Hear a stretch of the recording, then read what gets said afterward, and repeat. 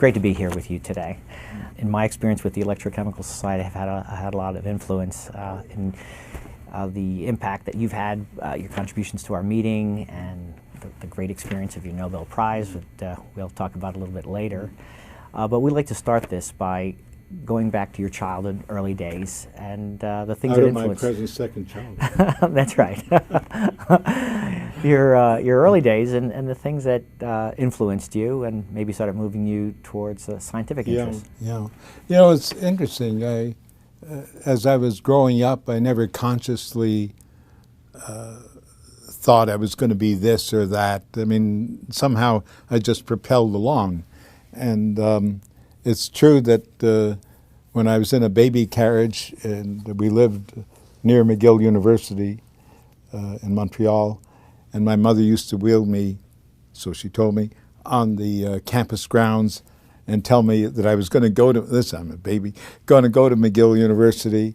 And I assume that was because two of my uncles were medical students at the time at McGill, so you know, there's a precedent for it. But apart from that, I don't know that that had any effect in my later life. And I don't know that I even thought much about a career at any point. I think not even in high school or something. But always as a child, I think far more than a chemistry set, I think what influenced me was building things. You know, there are all sorts of tinkered toys, erector sets, mechano sets, and so on. And so I used to almost spend and jigsaw puzzles. I used to spend a lot of time almost incessantly just doing these puzzles. And I think that maybe more than any chemistry set. Of course, as a child I had a chemistry set, but the experiments weren't very interesting, making soap or something.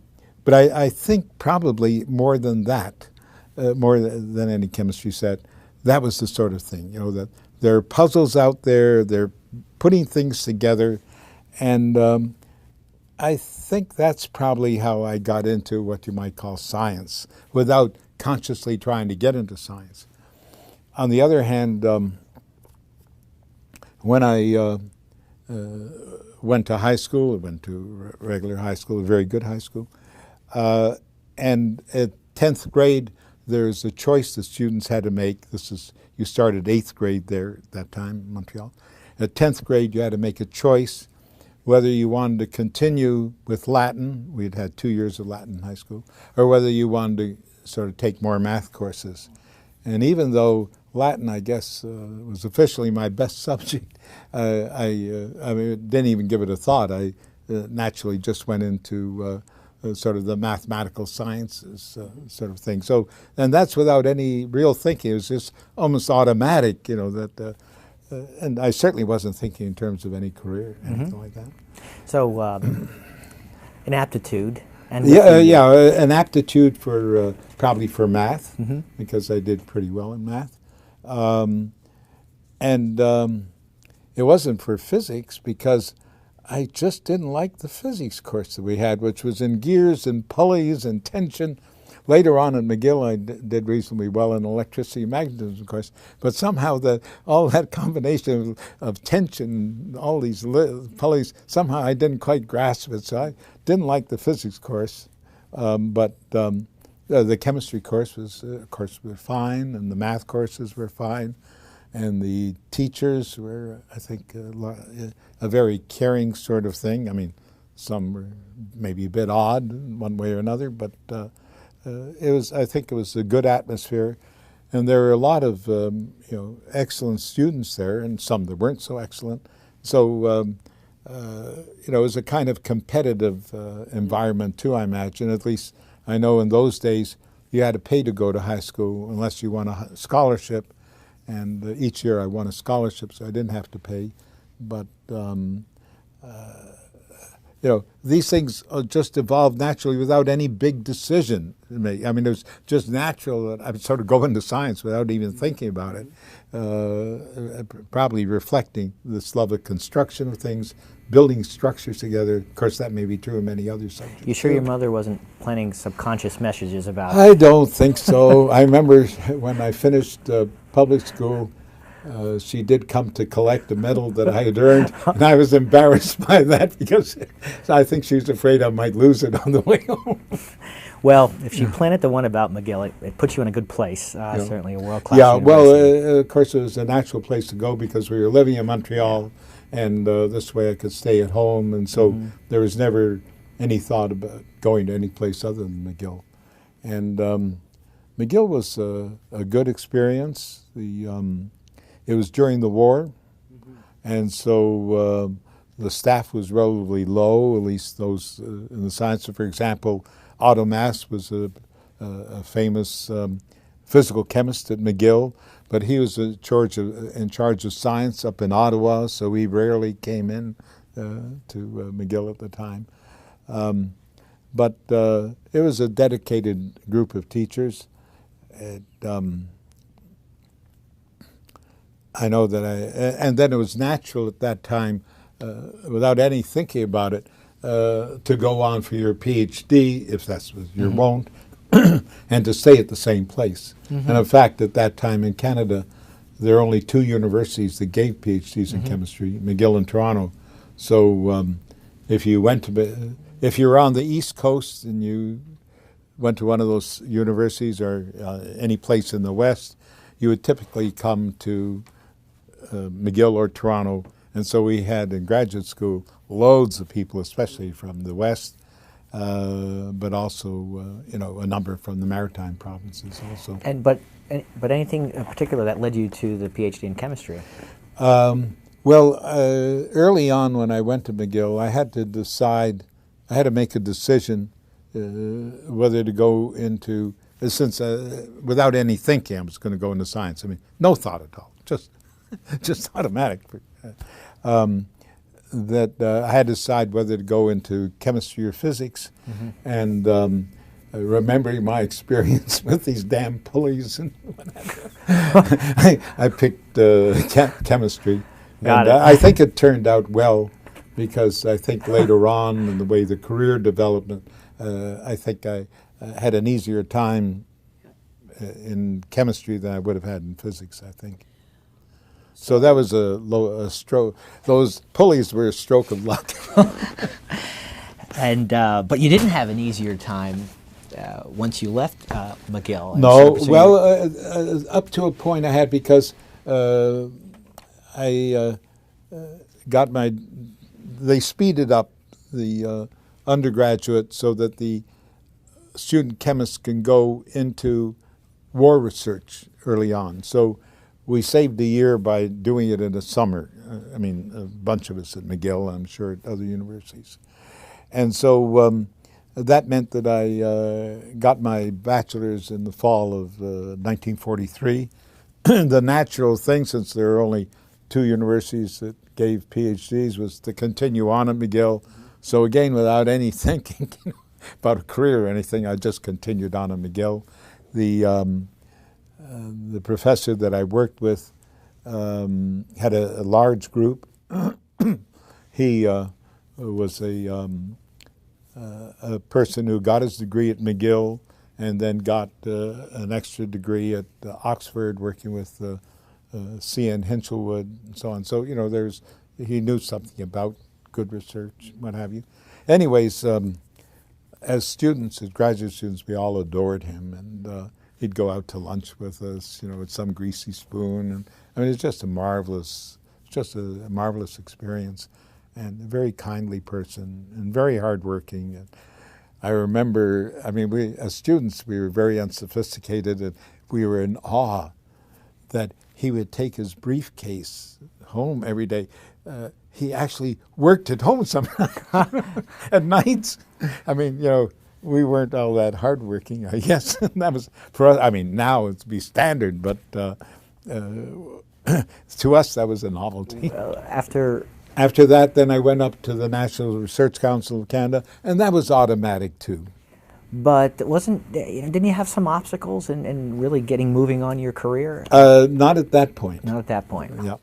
So there was a chap who had worked for Winkler and who was now up at the National Research Council of Canada, which is becoming a premier place for research, and they had developed a new postdoctoral program, which at that time they called junior research fellows, because so I went up there as a junior research fellow, and it wasn't called a postdoctoral, but that's what it was.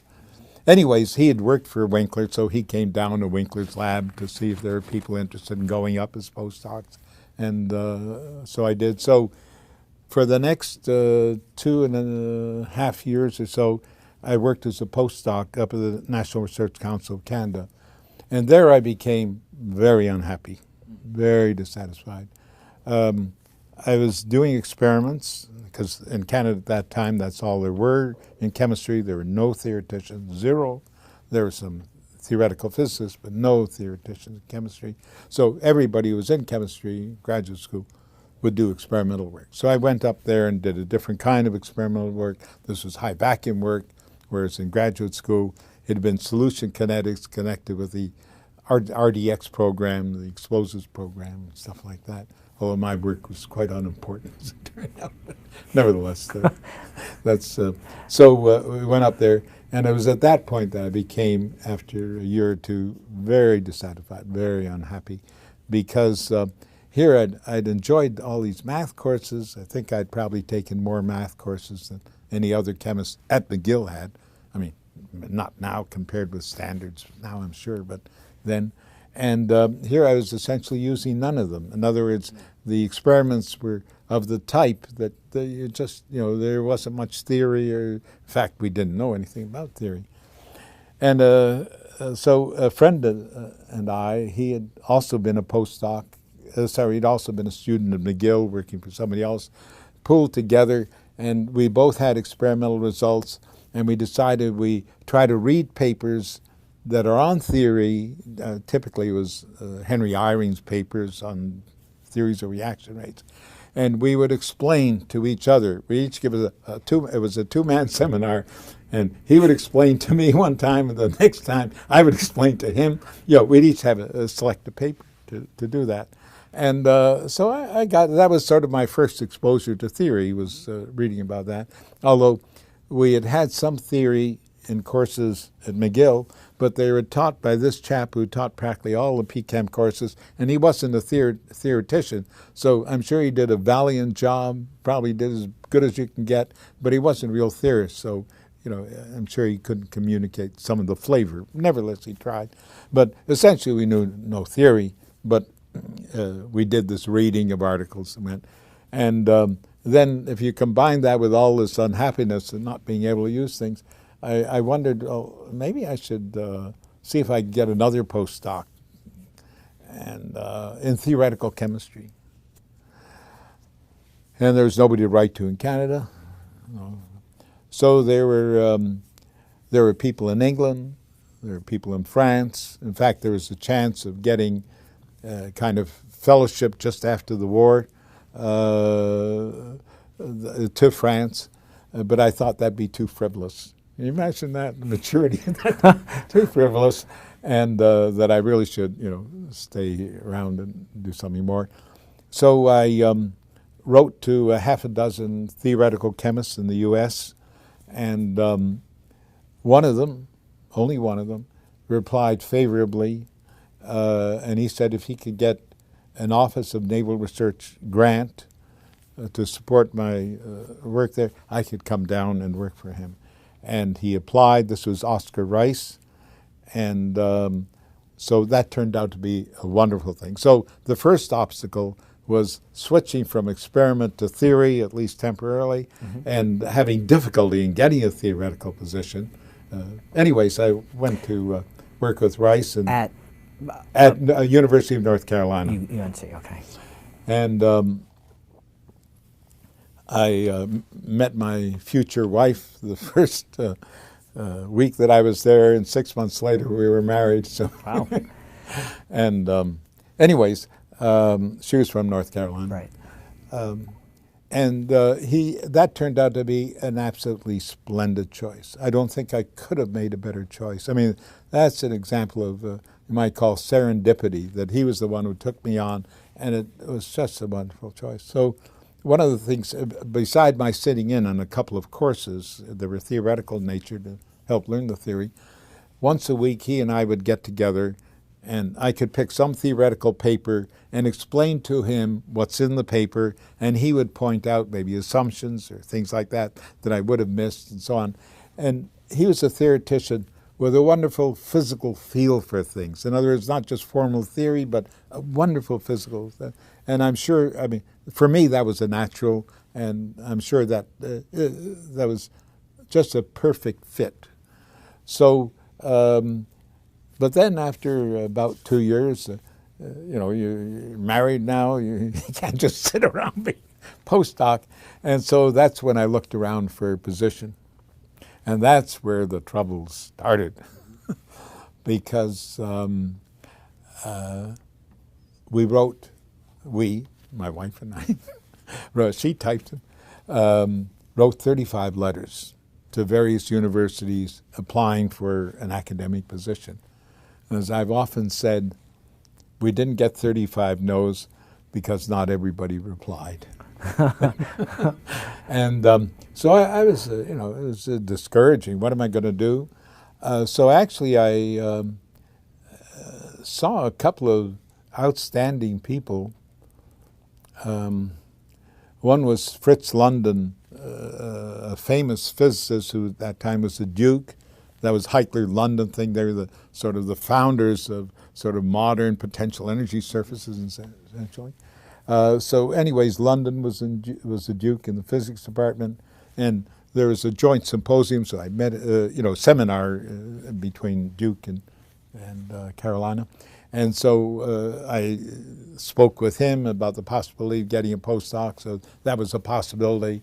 I also somehow got to talk with Mulliken, who was up at Chicago, and you know, talk with him. So there may have been a possibility, I don't know. But if I didn't get an academic job, rather than go to some place that I wouldn't do much research in, it was you know, nothing as far as, you know, graduate research essentially, or very little. Rather than do that, I was prepared to go on a third postdoc if I could get the right one. But then a friend and I, this is Hans Jaffe, who was a doctoral student of Oscar Rice and became good friends at Chapel Hill, decided to drive up to the ACS meeting in Cleveland and go to a job fair there. I suspect he was probably looking for a job too. Anyways, he loved to drive long distances, so we went in his car up there, and I saw somebody at a school that I'm sure would not have worked out well because the amount of research was very little and so on. And I think they were interested. But This is in Cleveland? This is Case Western, then? No, this was some other place, yeah. No, not Case Western. No, if it had been Case Western, I would have I was going to, that's why I went No. And then there was a student there who had been a student in one of Oscar Rice's classes at Carolina, and he was in a class that I taught for Rice because Rice became ill when I was there. And he had gone to the Polytechnic Institute of Brooklyn before then as a student, and then went to Carolina for his doctorate. Anyways, he bumped into the dean, Dean Raymond Kirk, who was active in the ACS at the time too, of the Polytechnic Institute of Brooklyn, and Kirk told him that they're looking for some faculty members. And this chap had been in this class that I had taught in Rice's illness, and so he recommended me. And so I had an interview with Raymond Kirk, wonderful, absolutely. We named one of our youngest, in fact, after him, Raymond. I was invited to go up there for an interview, and when we started off, before I got around talking with the various people, then they would make their decision. He said that the salary would be between $4,800 and $5,200, and that wasn't bad for that time. It was 1951 and so on, and it was a little bit more than I was making as a postdoc, probably quite a bit more and so on. I think as a postdoc in Canada, I think it was around 2,400 or something. Anyways, he said that the salary, and then I went around and talked with the various people, and they were interested in what I was doing, because what I had done in theory at Caltech and experiments I wanted to do. Anyways, afterwards, I think it was maybe I didn't even have to wait to go back, but I don't remember. It's possible I had to go back. But in any case, I was offered a position there. But the salary, it didn't say $4,800. At that point, it was $4,800.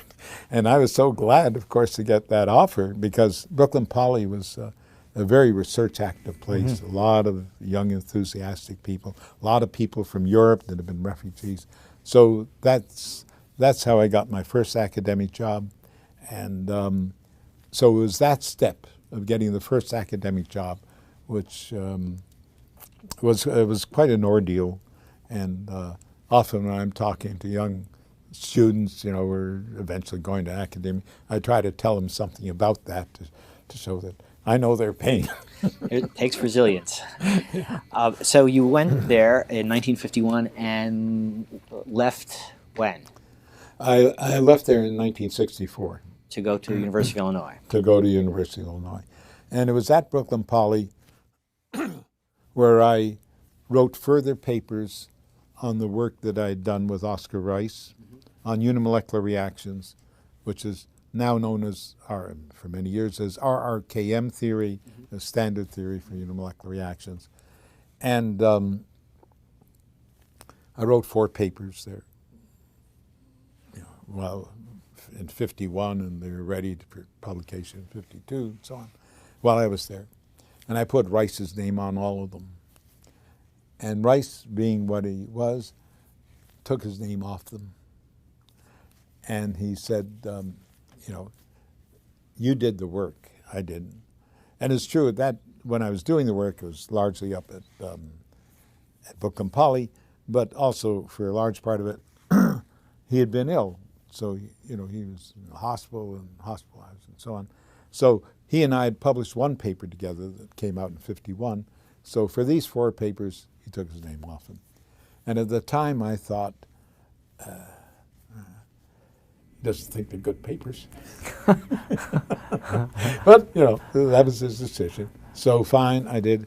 And then later on, I realized that because that was the essence, really, of RRKM theory. So later on, I realized, what a generous person he was. Now, it's certainly true. He was ill, and I was either in Carolina or part of the time was up at Brooklyn Poly, and I really did do it on my own.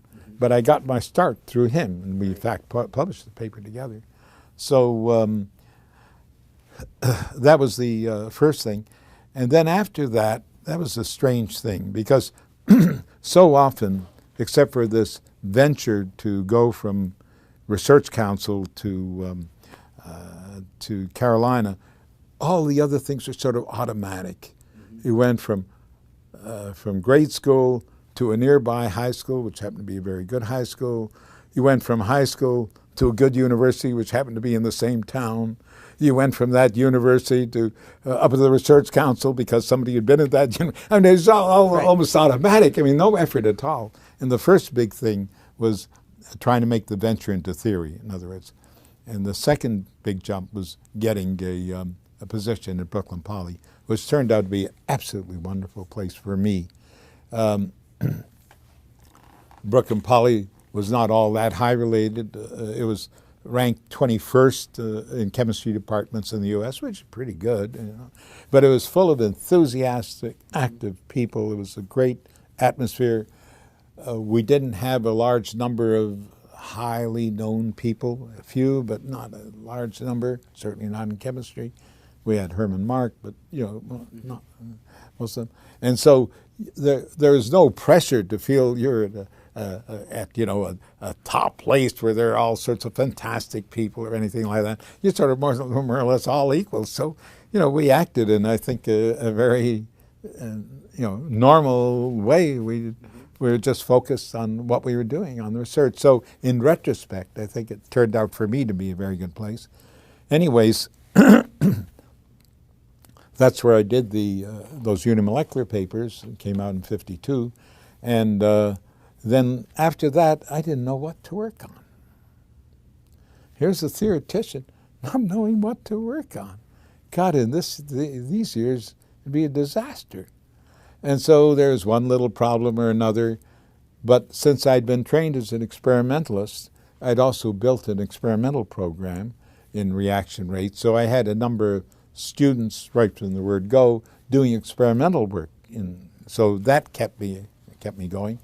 And but I didn't know what to do in theory. Somehow, it's amazing. Sometimes maybe you're wiser when you're young. But somehow I sensed not to continue in unimolecular reaction rate theory because there are very few experimental data around at that time. Now there are a huge number, but at that time there were very, very little.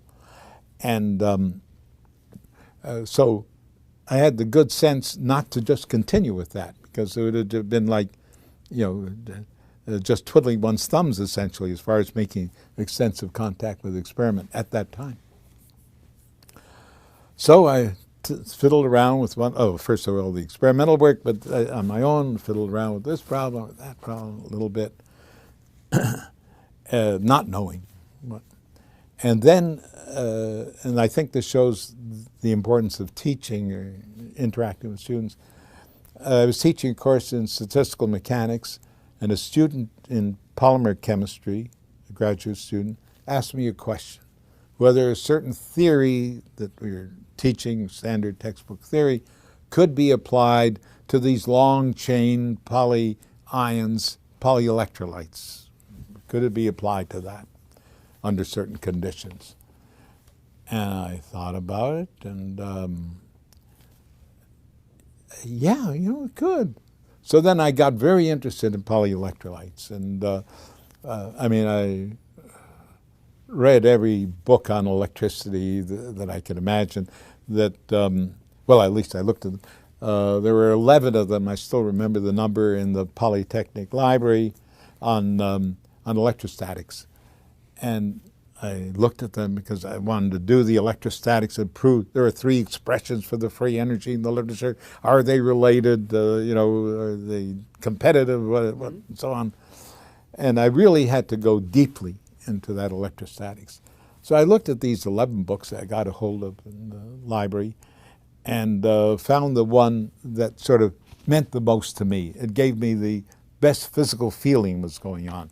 Namely, it took the potential and broke it up to contributions from charges and contributions from polarized, solvent polarized, volume elements and so on. So it was a very physical way of looking at electrostatics.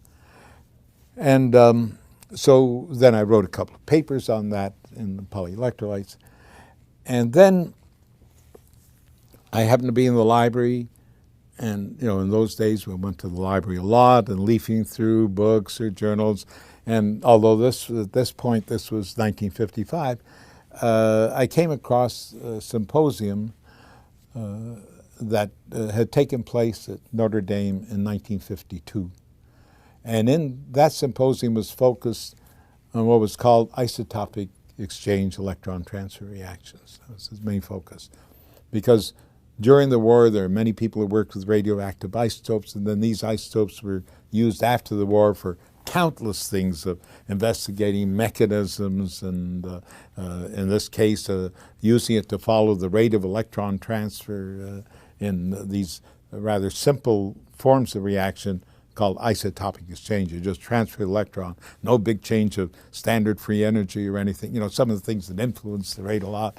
In a sense, you might call them the simplest reaction in all of chemistry. That's That's really what they were when you think about it. I thought that was interesting. And among the articles was one by Bill Libby, who later won the Nobel Prize for his work on radiocarbon dating. Anyways, Libby looked at this electron jump thing, and he said, when an electron jumps from one reactant to another, and so you have an electron transfer reaction, there's no time for the nuclei to move. So that's sort of a process where there's an electronic change with the nuclei held fixed in place, is a kind of process that you apply the Frank-Condon principle to. I mean, that's really a statement of it.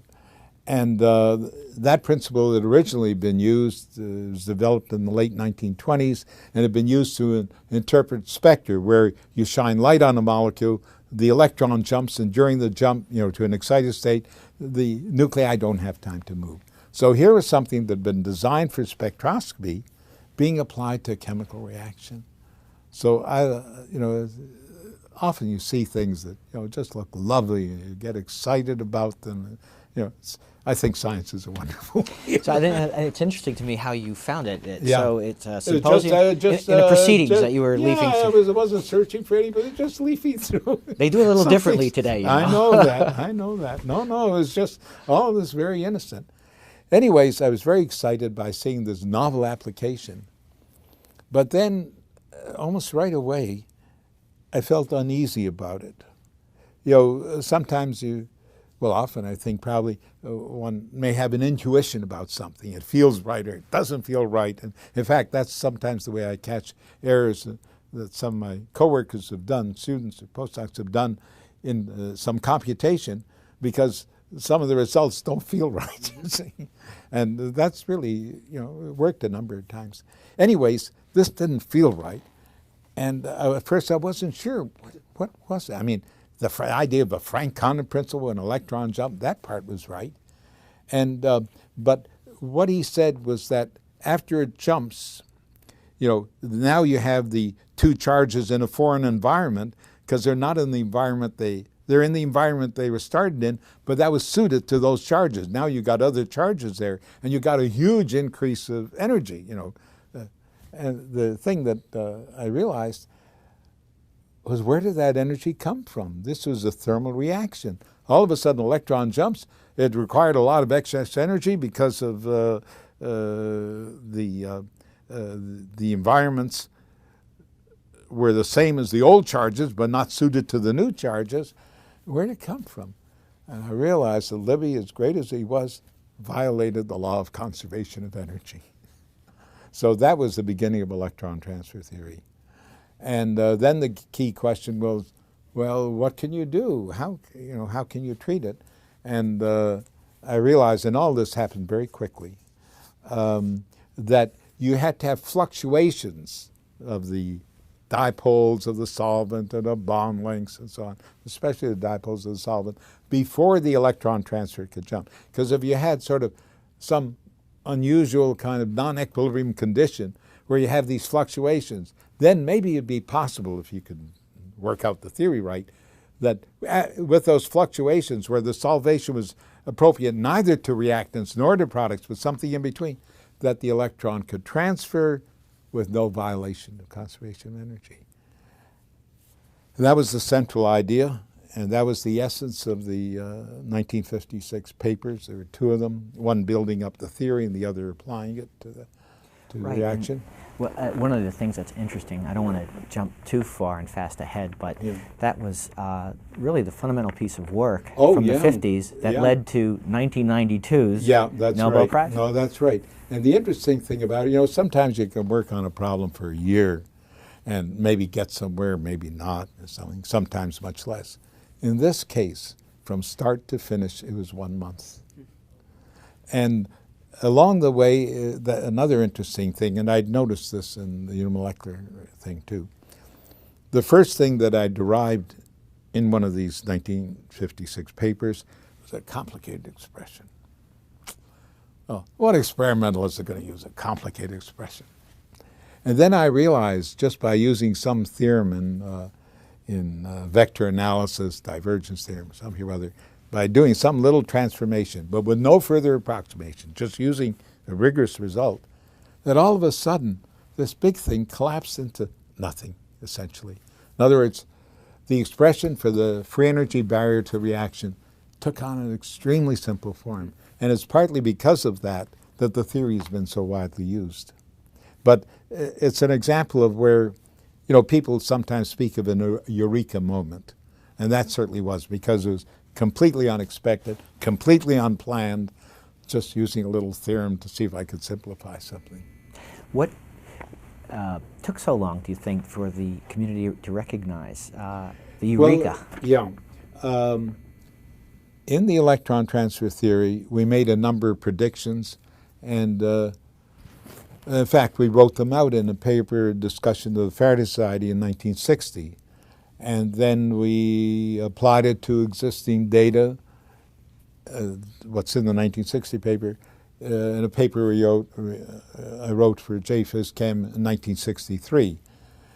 Now, among those predictions was that if you had some reaction that was extremely exothermic, that there's no way of easily juggling the solvation things so as to make it the same energy before and after. And in fact, there's a very simple sort of graphical picture that you can use to understand it. And so that meant that if you had a series of reactions, you varied some substituent, so the reaction became increasingly favorable. Delta G0, the standard free energy, became increasingly negative. The rate would go faster and faster and faster, and then eventually reach a maximum. And if you lowered it more than that, it should slow down. That was in the equation. It's a very simple equation. You can see it immediately. And so I call that region the inverted effect. And then that was in 1960 when I actually had that. And then in the 63 paper and so on, shortly after that, a number of things of the theory were tested, verified, like there was something relating the rates of two redox couples, sort of electron transfer for each of them, and the cross reaction. There was a cross reaction relation. So there are many tests of that. I derived in an Office of Naval Research report a corresponding theory for reactions at electrodes, and so there were applications to that related to that. So to speak, the Tafel slope of the reaction, the relation between reactions at electrodes and reactions in solution isotopic exchanges. So there are a number. I think there are about 5 predictions. So, and 4 of them, more or less, reasonably quickly, seemed to work out okay. But there was one which was this inverted effect. And many people try to, people were struck with that. It's an exciting thing, unexpected. Like falling down a cliff and you make it too steep, it's harder to fall, essentially, because of the topology. So, I mean, a cliff is like this, but here we're working with parabolas, so it's the topology that's different. Anyways, people try to verify it for the next 25 years, and there is no direct verification. There is an indirect one that was discovered, Al Bard actually, and it may have been Al Bard and Larry Faulkner, I don't remember who the student was. And Al studied some very fast reactions by considering some aromatic ions, aromatic molecules, and he rapidly changed the electrode between positive and negative. So you had aromatic cations and aromatic anions. You'd have both of them near each other, and they have excess energy, and so much excess energy that they were in the inverted region. And what happened there was that there's no reaction to form the ground state of those things. But as part of the theory, you could form an excited state. And he found 100% formation of excited states electronically of the products of the electron transfer. So that was the first, you might call it indirect, But that was the first sort of experimental thing. But that was sort of on a side, and there were essentially no direct things. In fact, there are lots of trials, testing relation, and for reasons I think people understand now, it didn't work out that way. It flattened off because there are presumably many excited electronic states that can go into, and you didn't see the slowdown of a rate, say, of disappearance reactions. Lots of tests, lots of indirect verification. That's right. That's right. And it takes time too. And so 25 years later, there was a famous experiment published. Calcaterra was the student, and Claus and John Miller were the others. Claus was an outstanding organic chemist. John Miller, outstanding sort of radiolysis thing. So they had they constructed a molecule, the organikers constructed a molecule where you had a donor and acceptor at a fixed bridge. So there are no ways of sort of having them come in contact and find some other route. You had a fixed bridge. And there they found, for the first time, directly, the inverted effect. So that was 1984, if I remember rightly, and that was the turning point. And now, whether it was that delay, I have no insight into the Nobel Committee, so I don't know. But anyways, I certainly wasn't campaigning for it or anything like that. No, it's a mysterious process, I suppose. So, but eventually it did come. They did come. And that's got to be quite an experience. Well, it was for my family. No. No, it really was. By that time, I just assumed I wasn't going to get it. So I wasn't even looking each October to see what happened. I just, that's it. That's fine. I can get by. And so finally they awarded it, and the week in Stockholm is probably the best way of visiting Stockholm. And it was just our three sons, my late wife and I were there, and some friends who had been involved in some of the research, including Norman Sutton, who, he and I worked together. He was an experimentalist. There is a lot on electron transfer. And John Miller, I think Claus may have been dead at that point, I'm not sure. Anyways, we, it was just a great experience. There's something going on all the time. You may go to some university students' party that goes on to 3 o'clock in the morning. I think my wife and I never lasted to more than 1 o'clock in the morning. And then at 9 o'clock the next morning there might be a press conference or something else. Of course, I remember at one press conference, the questions were primarily directed to the person who won the prize in economics rather than to the rest of us, but that's all right. Well, your experience, your winning of that award created one of the great highlights for the Electrochemical Society. As you were participating in a symposium at our meeting in Canada, Toronto, Canada. Right, which, that's right. When that announcement was made, all the Canadian press wanted to know more about this Canadian who just won the Nobel Prize. Yeah, well, I remember it fondly. Yeah, and for me, there's a close personal connection to your having won that, because the Swedish Academy of Science was trying to track you down and wasn't able to do that at your home. And so they called the meeting, and I got the phone call. Right. Of course, they wouldn't tell me why they were calling. Right. But I understand that as a precaution, the Electrochemical Society, wondering if it's a prank, got the number of the Swedish Academy and called back. That's correct. To make sure that it wasn't a prank. That's correct. Yeah. Yeah. It again, the timing was right. And we really weren't, in the business. I mean, we were protective of our meeting attendees. We didn't want to get involved in anything that we didn't know a little bit more about. So there was some precautions taken. And then there was some difficulty too, just from the standpoint of, well, what do we do now? Because they were pretty insistent on speaking to you, Right, and wouldn't tell us all the reasons why, right, because of the Sure, confidentiality yeah, of sure, your first yeah, conversation right, with him. right.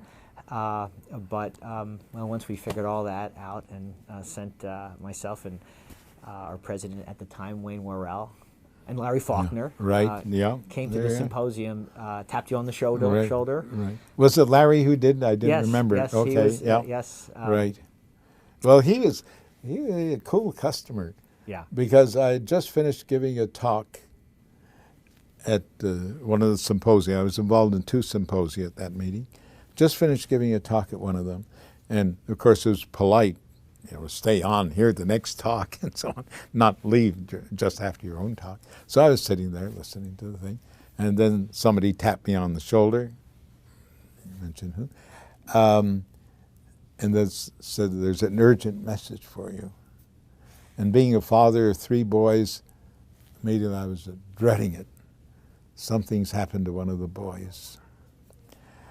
So we started walking along, and then, like said Larry, said it's good news. I wondered, what kind of good news is it? I was not thinking about the Nobel Prize at all. I mean, I was not following it at all. What kind of good news is this? Well, maybe they're giving me some award. I'd received this Electrochemical Society lecture some years before, I think, and so on. Maybe they're giving me some award. And I thought, but that doesn't sound right, because by that time I had received many awards, and each time, they write you ahead of the meeting or call you ahead of any meeting, no matter what the society is, and they'll let you know to be sure you're there. And I hadn't received any such call. So that didn't make sense. And I still hadn't thought in terms of Nobel or anything like that. And then he said, after saying it was good news, it's from Stockholm. Then, of course, I knew, and then, of course, so then I went and spoke with the person who was from the head of the Swedish Academy of Sciences, and he told me about it and all. So, of course, it was splendid. And of course, the first thing I wanted to do is get in touch with my spouse and with the 3 boys. And so I tried to reach her, but nobody was at home in Pasadena. So I left messages on their answering machines, each of them. In her case, she was down visiting her family in Greenville, North Carolina. She's from the South. And the 3 boys are at various universities, one thing or another, Indiana, what have you. Anyways, it was the most frustrating thing for several hours not to speak with an immediate member of the family. But the society itself responded immediately, because I remember they scheduled sort of maybe it was a question and answer thing or a discussion thing in a big room at the Royal York Hotel where the meeting was being held. And also, although I didn't know whether it was the society or the hotel that did this, I had a small room at this Royal York Hotel, and immediately I was put into the Queen's Suite, and I realized that because of the Electrochemical Society that was put there. And I hadn't realized there were such royal suites around. So that was quite an experience. We had a celebrity. Yeah. It was, the hotel really stepped in. Well, it was amazing, and I don't know, maybe these things go out on the news wire, but not too long after you took the phone call, right. The hotel was trying to schedule this big press conference. Okay. And because you were from Montreal, the Canadian Press Corps was fascinated. Sure. Couldn't get there soon enough. And, it seemed like just several hours after, I guess we waited till the symposia was over so you could go back and do what you had to do. But we had this enormous press conference, as you said. It just came out of nowhere. And in the meantime, I thought it was funny, of course, Caltech was informed. Yes. They have an outstanding people who handle They the immediately PR. sent somebody up Right. to And they were like, handle. "But don't do anything until we get there." It's like, we can't help it. Yeah, no, they flew up somebody immediately, Yeah. and he handled the. Yeah. Yeah, but moving from this tiny room to this royal suite was quite a transformation. It made getting the prize worthwhile. Well, and another thing, and I mean, this is what I think made it such a highlight for the Electrochemical Society, was what we had this reception that I think the hotel put on. They just said they wanted to do something to honor you, and everybody at the unannounced, everybody at the meeting was there. And I think you stood all night signing programs and meeting badges and meeting everybody who was at the meeting, which had, I don't know, 1,500 people. So it was really a special moment. And even interestingly enough, some of the after effects, I was in my first year as executive director. Oh, okay. Yeah, and to have this thing happen and make the meeting so special. And we were also about to launch our first copy of Interface magazine. And we had our first scoop, which is still our most significant scoop that we've had. So you made the cover of the magazine, and we haven't had bigger news since. But it's, what a way to get that off the ground. Sure. So just a lot of special things that occurred within the organization as a result of the timing. I remember the contrast between all of this, wonderful response at Toronto, the people, the society, the hotel, a tremendous response. And then I was scheduled to give a talk at University of British Columbia in Vancouver. And so then when I left the meeting, I then went on this plane to go to Vancouver. And I guess the people in the personnel there, the pilots, the others, that nobody knew anything about the Nobel Prize. So it was such a contrast to go from this meeting where there's everything way up in the air and so on, to go to something where you're completely incognito. It was quite a tremendous contrast. You went there immediately after Toronto? Yeah, that's right. Because I was committed to, give a talk at UBC in British Columbia, and so I just continued. But going from that tremendous activity to essentially the inactivity, lack of any sort of response of anything, going from Toronto to British Columbia is quite a contrast. And, Well, maybe we could go to a little bit about after you win the Nobel Prize, and that's 1992, so it's many years later. What kind of influence have you seen in your work? Applications today, things you're having as a result? Well, of course, the electron transfer theory has had many applications in photosynthesis. The inverted effect may be one of the factors that helps make the plant photosynthesis or bacterial photosynthesis more efficient because it cuts down a competitive, very exothermic back reaction, you see. There, I think, another factor too, but it's a factor there. It plays a role in many of these solar cells, energy transfer between dye or some absorber and something else.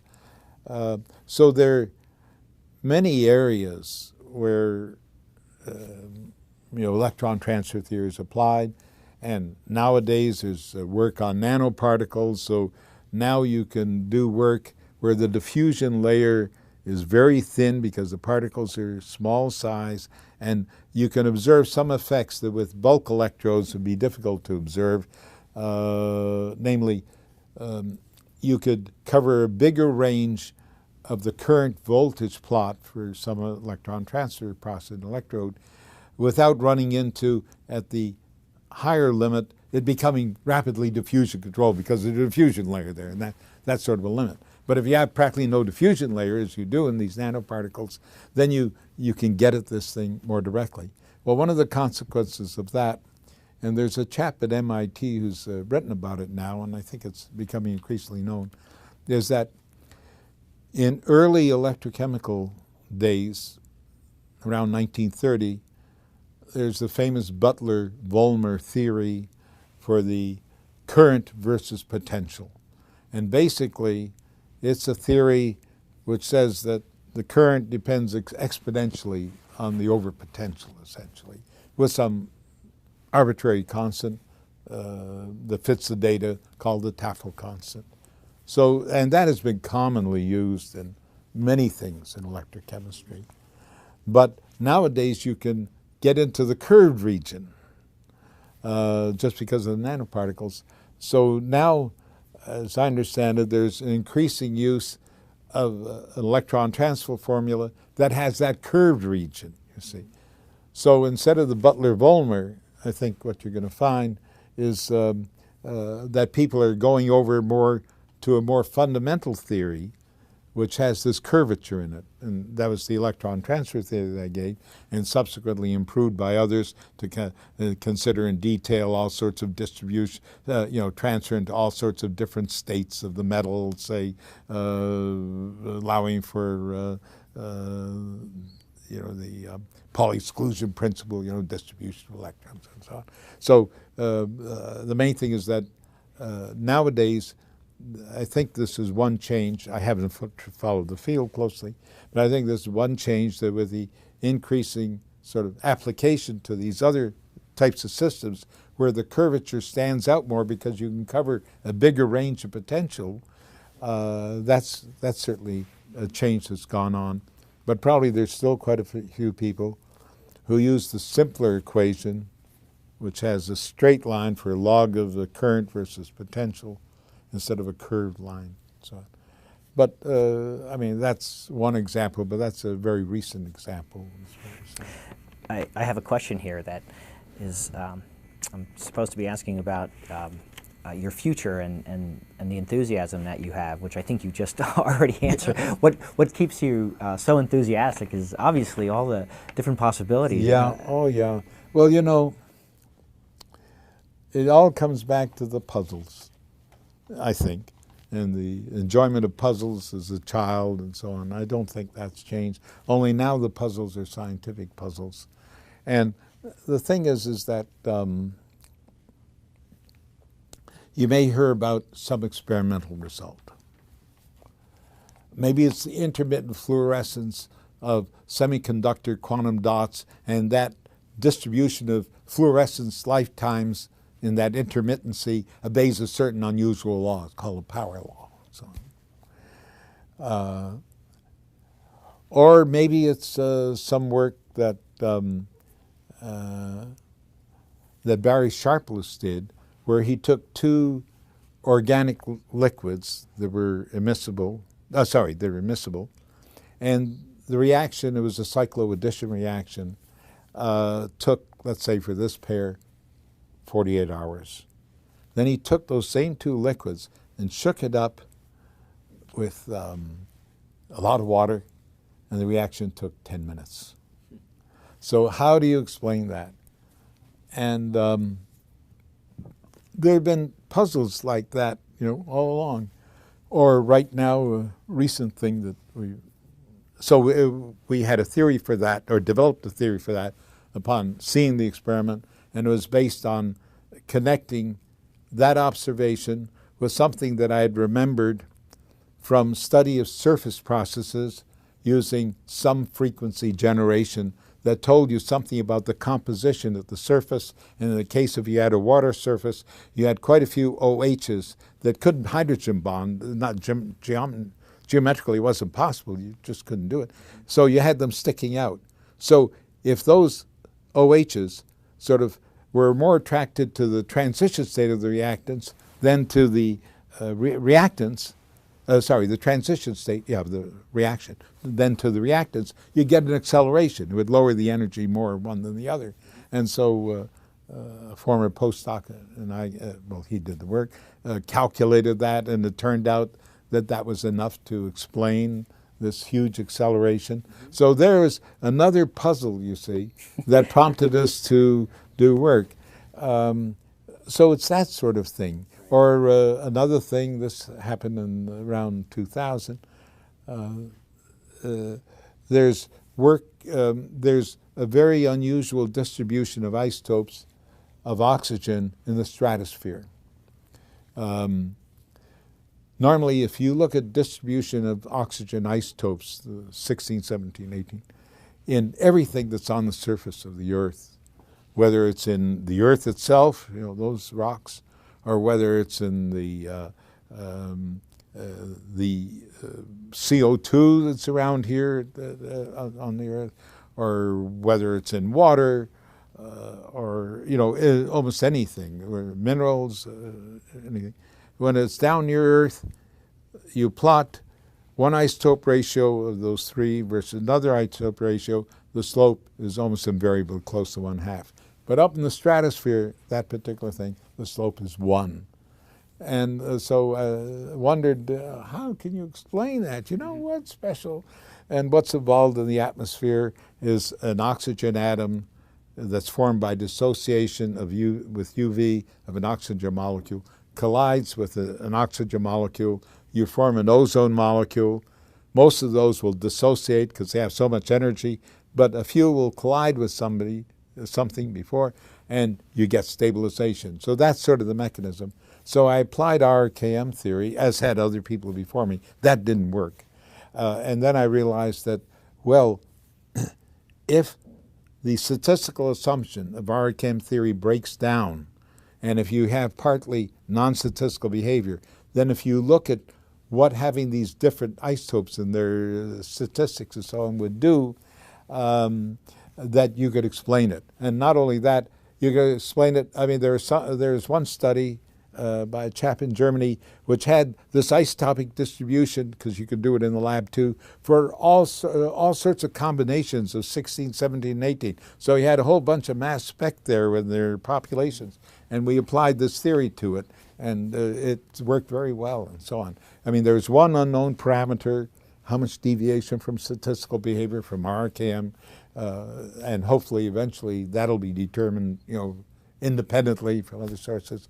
But that was an example of another observation that had been in the literature. In fact, that observation was in the literature in 1983. That was when it was first discovered.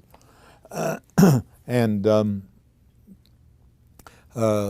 then I heard about it around 1999, I think, or 98.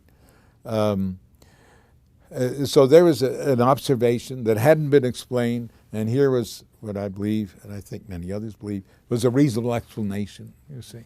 So typically, I think what gets me going is hearing about these little puzzles of things. And it's sort of like, again, it's like childhood in a way, but different kind of puzzle. Well, you said you enjoyed puzzles in your first childhood, and I think you said you're in your second childhood, so you still enjoy puzzles. It could be the third. Okay, whatever it is, you still like the puzzles. Yes, very much so, yeah. I want to turn to and conclude with some of your thoughts about, you touched on many, many things today, and the importance of electrochemistry and the different areas that it's touching now that are so relevant in energy and water and biomedical and communications. No, absolutely. And so we're...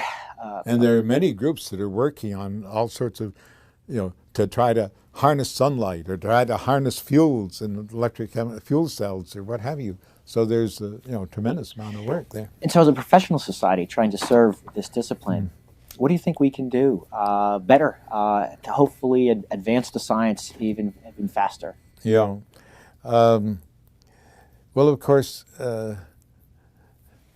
for me, an important thing was reading journals. So having top-flight journals that have recent things that have high standards, that recognize, that are able to separate quality, although that may be difficult to separate early on until something gets used. That's certainly important.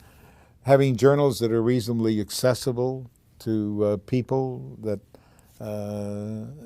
don't cost a tremendous amount. Universities are often struggling for funds, and probably a number of them had to cut back on their library funds, for example. So anything you can do there to make things less expensive, or I think is important. Anything you can do to, I don't know how you can do it, encourage people to think deeply and not just produce a lot of sort of the same sort of stuff. It's very easy in this age, especially this computer age, to generate a tremendous amount of somewhat similar stuff, and you get high productivity, big publication lists, but then you have to ask yourself, what is novel about that? Of course, I'm biased, but I figure that a very influential paper is surely worth more than 100 or maybe even 1,000 of fairly routine papers. So the more people have the opportunity to think about things or hear about puzzles, I don't know how the society can say, all right, here's a puzzle, here's a puzzle, here's a puzzle, because sometimes it's difficult to recognize. Once you recognize that there's a problem there, that's a good part of getting the solution. Right, but you sort of already pointed to that. We can't do that, but what we can do is try and make the information as available as possible. Because you, during this short conversation, we talked about a paper that you found in 1920 and 1999, that's right, and just make the information sure, available. That's right. And I'm always sort of amazed at times. Sometimes I start looking around here in the literature, following one thing up, and I'm just amazed at how much of the literature I don't know, because there's so much literature now. And how do you distill from that? Right. Because it may be difficult to recognize at the time what's important, what isn't. I mean, some things are striking, like the stuff of Sharpless, that was striking. Or the stuff that I mentioned, it was Mark Tiemens who did it at University of California, San Diego, on this anomalous isotope effect, in the stratosphere in the laboratory. He did the laboratory part. How do you recognize things like that amidst the huge number of papers? I don't know the answer to that because in part it may be necessary to do a lot of maybe many papers so that some of the generalities might emerge from them. Right. You say, it's not completely. It's a tough. Not every paper can be a genius paper. It can't be, and I know the Electrochemical Society has a role as a curator, but you're right. That's a hard one. Right, but certainly bringing people together, focused on things, whether it's fundamental or applied. That the Electrochemical Society has done a lot, and that's certainly an important thing to proceed, and somehow doing what it can to try to develop increasingly insightful things. It's true, routine things can accumulate and provide something that you might look at and say, oh, there's a pattern, something like that. But nevertheless, so not every paper can be a breakthrough paper. Well, you certainly made it exciting for the people we brought together in 1992, and I want to thank you for sharing that moment with us. Yes. and your work, your experience, your friends and colleagues and your family, and thank you for all of this today. Really appreciate it. Well, good to talk with you, and of course, wonderful to have been there at the Electrochemical Society meeting in 1992. Unexpected surprise. Yeah. Well, thanks. Thank you.